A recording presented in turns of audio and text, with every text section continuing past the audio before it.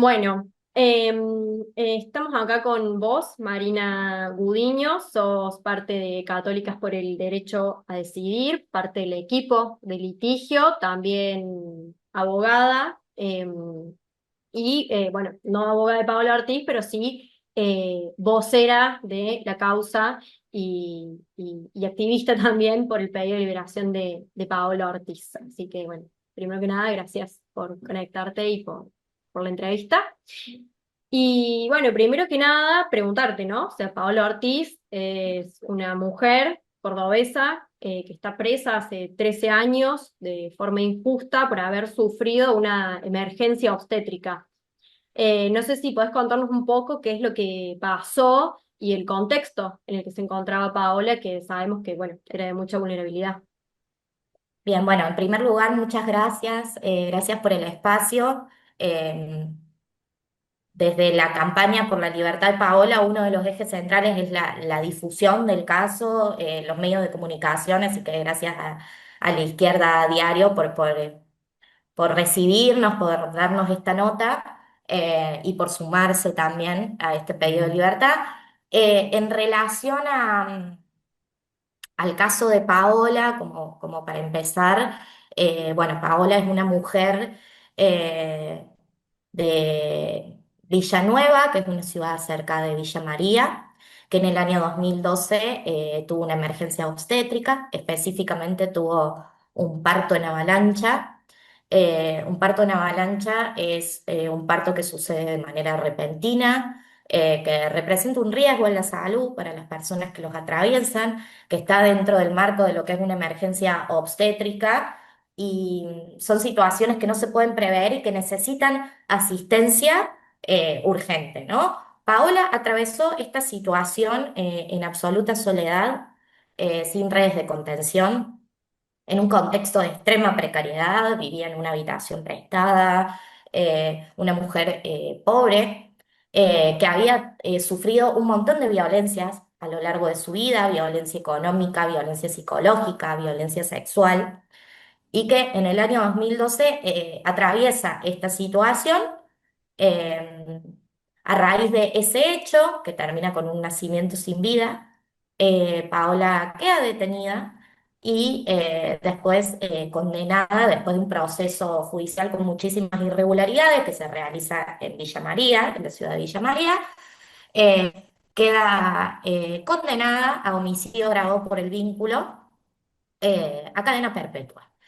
Realmente es un caso que presenta un montón de irregularidades tremendas, pero fundamentalmente hay que decir tres cosas. En primer lugar, que Paola, al ser una mujer pobre y una mujer totalmente excluida por el sistema, sin redes de contención y demás, no tuvo acceso a una defensa efectiva, tuvo una defensa oficial que fue negligente, que nunca creyó en su relato, que dejó vencer el plazo para interponer el último recurso disponible, por lo tanto su condena quedó firme.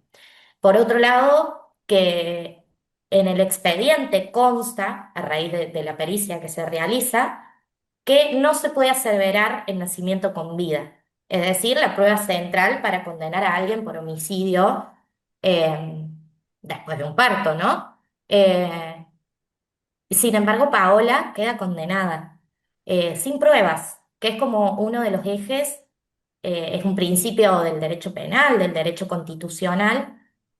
Por lo tanto, Paola fue condenada no por la evidencia, no por las pruebas, sino por estereotipos de género que salen en esa sentencia, que está plagada de estereotipos de género, pero que tienen que ver con exigirle a una mujer que atraviesa una situación sumamente compleja, sumamente difícil, muy traumática, que se comporte como un profesional de la salud, que gestione su propio parto, su propia emergencia, además un parto que no es normal, digo, parto en avalancha, una emergencia, que lo gestione y que resuelva esa situación como si fuera un personal de salud.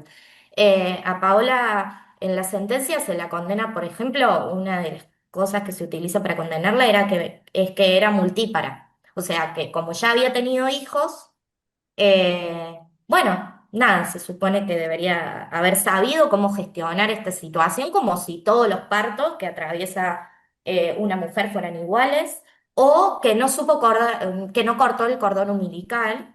Y bueno, esto yo siempre digo que hay que pensar y le pregunto incluso a las personas que han tenido hijos, que han atravesado un parto, si sabrían cómo cortar un cordón umbilical y bueno, nada, la mayoría, casi todas esas personas te responden que no.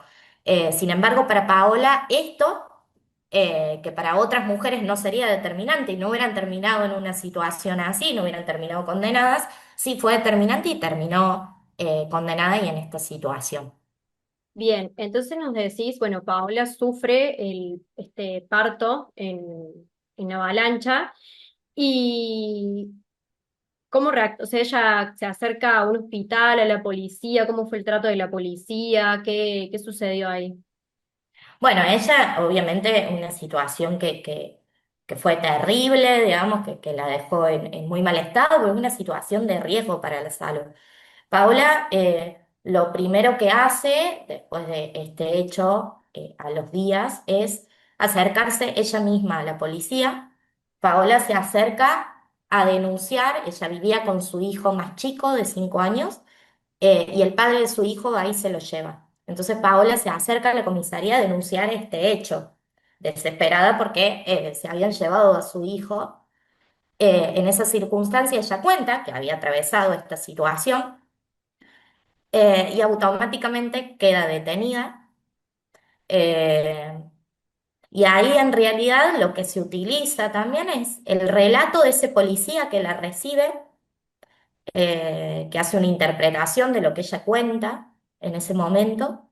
Y esa es la supuesta prueba que utilizan en el expediente para condenarla. Esto además, hay que decirlo, Paola lo hizo en el contexto de ir a denunciar otra cosa y sin ningún tipo de defensa. A raíz de ese momento, Paola queda detenida y Ujú. empieza este proceso tan macabro que atravesó con una fiscalía también que termina decidiendo una línea de investigación basada en esto, ¿no? En estereotipos, en prejuicios y demás.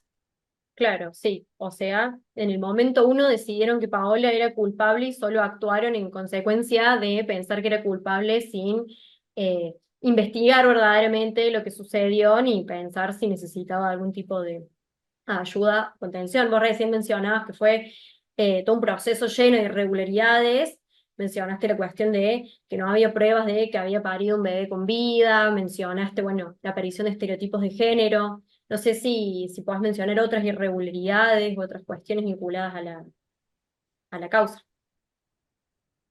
Bueno, no, digo, todo el maltrato que ella atraviesa, empezando por esto, por haber relatado un hecho traumático en el contexto de haber denunciado otra cosa, quedar condenada y no tener en ese momento la posibilidad de contar con una defensa, después tener una defensa oficial por no tener recursos, que no crean en ella. Esto que vos decís, ¿no? Ella desde el principio fue considerada culpable. El principio indubio pro reo, que es el principio de inocencia, digamos, nunca estuvo en esta causa y además a este proceso se suma el tratamiento totalmente morboso y terrible que hicieron los medios de comunicación en ese momento sobre el caso, lo cual termina también pesando a la hora de la sentencia de Paola, que fue en Villa María. Ujú. Y bueno, nada, y esto, los estereotipos son un montón. Yo solo menciono esos dos que son claves, digamos, pero también la situación de no haber hecho controles de embarazo, por ejemplo, es otro estereotipo. Ahora, algo que hay que decir y que es importante es que no todos los embarazos, hay también un estereotipo o un ideal de las personas embarazadas y sobre la maternidad, que es que todos los embarazos deberían vivirse con alegría, deberían mostrarse, debería una estar orgullosa de eso. No para todas las personas es igual. Paola había atravesado también violencia sexual, esto es importante. Eh, en el proceso jamás se tuvo en cuenta el estado de extrema vulnerabilidad en el que vivía Paola. Paola era una mujer pobre, era una mujer que no había terminado sus estudios secundarios, que no tenía un trabajo fijo, que más de una vez dormía en la calle, en la terminal, en la puerta de tribunales, porque no tenía donde dormir y terminaba volviendo a esa habitación prestada en la casa de su ex suegro porque vivía con su hijo de 5 años y por un tema de protegerlo, para no dormir con el niño en la calle, digamos, pero estaba en una situación de extrema vulnerabilidad y atravesó esta emergencia sola, o sea, no había nadie cerca de Paola. Eh, entonces digo, esto tampoco se tuvo en cuenta a la hora de juzgarla. Pero lo que pesa tremendamente es esto, ¿no? Es que ha sido condenada sin pruebas. Bien, sí, totalmente. Ustedes llegaron a a Ortiz y empezaron a tomar la causa hace relativamente poco. No sé si nos puedes contar qué pasó todos estos años en el medio. Ya, bueno, tuvo otra abogada, pero también saber, por ejemplo, si el caso había llegado al conocimiento del Estado, nacional, provincial. Bueno, hubo recambio de gobiernos también, entonces saber un poco ahí qué pasó con la causa en todos estos años. Bueno, a partir de que Paola quedó detenida y durante todo el proceso ella tuvo una defensa oficial con estas características que le decía, negligentes como de base en su defensa. Una defensora pública, ¿no? Porque, de nuevo, una mujer sin acceso, sin recursos, pobre, que no podía acceder a una defensa efectiva y particular. Eh, bueno, durante los años de encierro, no, ningún gobierno, nadie, digo, en ese sentido, la realidad de Paola es la realidad de muchas mujeres presas y de muchas mujeres presas por este tipo de delitos en el marco de las emergencias obstétricas, terminan totalmente olvidadas eh, por los estados, por el sistema, no, nadie se acuerda de ellas. Y transitó su encierro también, ¿no? En absoluta soledad, nunca nadie la fue a ver a Paola, no tenía visitas de familiares, nunca más vio a sus hijos, sufrió violencia por parte de otras internas. eh, Ella estuvo primero en la cárcel de Villa María, después fue trasladada a la cárcel de Bower, y, y es eso, ¿no? Hasta que no nos enteramos de la causa, Paola nunca recibió visitas. A partir del año 2022 y de un proceso que hubo en la justicia de Córdoba, un habeas corpus se presentó eh, por la violencia obstétrica que sufrían las mujeres privadas de la libertad en la cárcel de Bowen. Ujú. A raíz de ese proceso, desde Católicas por el Derecho a Decidir, nos sumamos a ese proceso, a esa causa, en calidad de amicus curiae, que es una figura eh, que tiene como objetivo democratizar los procesos, eh, procesos que trascienden el interés de las partes, y de esa manera organizaciones, expertos, expertas en la materia, pueden sumarse sin ser partes del proceso a aportar argumentos. Ahí nos sumamos como católicas. A raíz de eso, conocimos las diferentes casos de mujeres que estaban presas y que estaban embarazadas o que habían parido en prisión y habían sufrido esta violencia que en el año 2022 fue reconocida por el Tribunal Superior de Justicia. Hay una sentencia y además se dictó determinadas medidas al respecto, porque tengamos presente que, y esto le pasó a Paola y le pasa a otras mujeres, por ejemplo, además del maltrato, parir atadas, ¿no? Ahí es como las compañeras, que son las abogadas de Paola actualmente, las codefensoras de Paola, Rocío García Garro y Julia Luna, advierten que el caso de Paola era un caso que era, bueno, ¿no? Que representaba una violación a derechos humanos, empiezan a estudiar la causa, empiezan a acompañar a Paola, y bueno, aparecen todos estos estereotipos a raíz de ver el expediente y demás, Disculpa, y te hago un corte, pero sí, existe, porque ustedes llegan al caso, conocen la causa, ¿existe jurisprudencia, por ejemplo, sobre la criminalización a las emergencias obstétricas?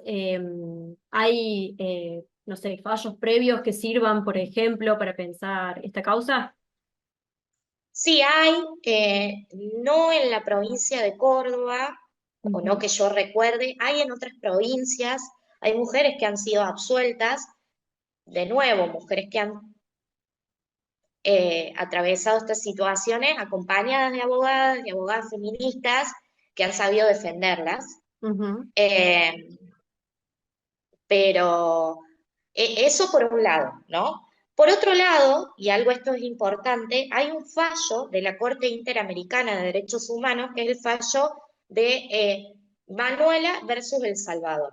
Ajá. Esa sentencia de la Corte Interamericana a raíz de un caso que justamente fue de una criminalización de una emergencia obstétrica en El Salvador, en ese país, que es tremendo, la Corte llega a la Corte Interamericana y la Corte se pronuncia, la sentencia es del año 2021, y ahí la Corte dice algo muy interesante, además de que hace todo un análisis de la salud sexual y reproductiva de las mujeres, eh, se pronuncia sobre los estereotipos de género y cómo los estereotipos de género pueden afectar o afectan, mejor dicho, la imparcialidad de los jueces, las etapas de investigación, eh, las garantías de los procesos, y la Corte dice que hay que erradicarlos y que representan una violación a derechos humanos básicos. Este fallo es central porque además nosotros como país tenemos la obligación, primero, de respetar los tratados de derecho internacional, muchos que tienen jerarquía constitucional, eh, pero además también la jurisprudencia de la Corte Interamericana aplica a nuestro país y es obligación de jueces y juezas respetar. Entonces, ese fallo es clave porque es lo que sucedió en el caso de Paola. Se Bien, la juzgó con estereotipos de género. Entonces, eso sí, está.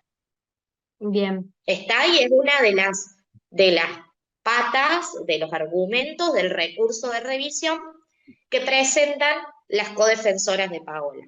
Entonces, en el año 2022, Rocío García Garro y Julia Luna empiezan a acompañar a Paola. eh, y en abril del 2024 se presenta este recurso de revisión que mencionaba recién. Este es un recurso de revisión porque la condena, la sentencia de Paola está firme. Entonces, la única opción es presentar un recurso de revisión. Ya no hay apelación, ya no hay ningún recurso disponible más que ese.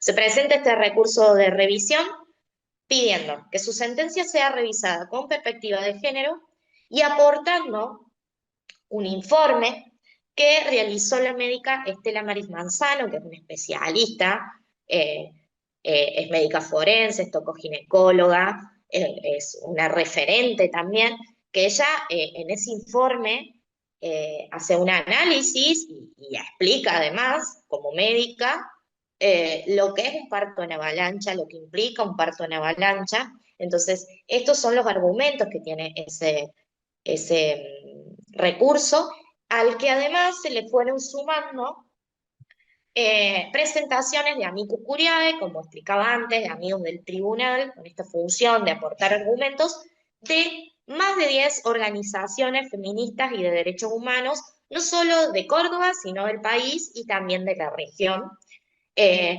desde diferentes ejes van analizando la causa de Paola y aportando argumentos para pedir también su libertad.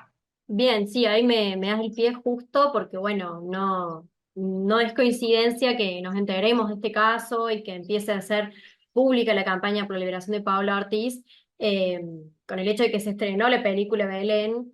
eh, hace unos pocos meses y que tuvo una repercusión, además, enorme, fue una de las películas más vistas, despertó un montón de, incluso lo digo un poco a título personal, pero de sentimientos de ganas de volver a la calle, de salir a pelear por nuestros derechos. Y bueno, no es casualidad que nos enteremos de este caso ahora. Lo que te quería preguntar, porque mencionabas a estas agrupaciones feministas y demás, más profundamente, ¿qué rol crees que puede jugar el movimiento feminista hoy en relación a la campaña por liberación de Paola Ortiz? Bueno, sí, primero esto, ¿no? Claro que la película Belén ha sido central, ha puesto de nuevo en agenda. Eh, el caso de Paola también demuestra eso, que sigue habiendo personas como Belén todavía presas por atravesar una emergencia obstétrica. En el caso de Belén fue un aborto espontáneo, en el caso de Paola fue un parto en avalancha, pero eso sigue pasando y nos da la posibilidad de poder hablarlo, de poder decirlo, de concientizar en que las emergencias obstétricas no son un delito, en que no tiene que haber más mujeres presas por emergencias obstétricas. Y además de estas organizaciones que se están presentando como amicus curiae en el proceso, tenemos el acompañamiento de un montón de organizaciones que se están sumando también a la campaña, como lo están haciendo ustedes a través de esta nota, dándonos ese espacio también para poder difundir. Y es el movimiento feminista, los feminismos, tienen un rol fundamental para que Paola sea libre, para que su sentencia se revise, para que se termine esta injusticia. Son 13 años de injusticia, estamos llegando a fin de año y Paola sigue encerrada, sigue sin poder hablar con sus hijos. Eh, entonces, bueno, nada, eso, que alcen la voz, que difundan el caso, que acompañen en las acciones, es clave y además, bueno, en Córdoba también, ¿no? De cara a que en Córdoba se va a realizar el próximo encuentro plurinacional, también la importancia de que los feminismos de Córdoba, de que el movimiento de Córdoba tenga esta consigna. Esperamos obviamente que Paola salga antes, la libertad de Paola es urgente, pero esa consigna ya está en las calles y va a estar cada vez más fuerte, ¿no? Si el Tribunal Superior de Justicia sigue guardando silencio como lo viene haciendo hace más de un año y medio, ¿no? Ujú. Bien, sí, bueno, es clave esto que mencionas vos. En la última, en la primera reunión que hubo de organización del encuentro, se escuchó el nombre de Paola Ortiz y si bien es urgente que sea liberada antes, probablemente en todas las reuniones que vayamos teniendo del encuentro para prepararlo y sabiendo que hay un montón de fechas por delante importantísimas, ¿no? Como son los 8 de marzo, por ejemplo, que que el reclamo se escuche fuerte y obviamente desde la Izquierda Diario y desde Pan y Rosas vamos a estar completamente a disposición y esperamos que sea un reclamo que se escuche bien fuerte en la provincia. Eh, nada, eso. No sé si hay algo más que quieras como sumar o agregar a la nota. Sí, sí, bueno, recordarles que en las redes de Católicas por el Derecho a Decidir van a poder encontrar información, pero además específicamente hay un micrositio que es www.libertadparapaola.org. En ese micrositio pueden ingresar, pueden suscribirse al formulario de adhesión a la campaña, ya hay más de 730 firmas de adhesión.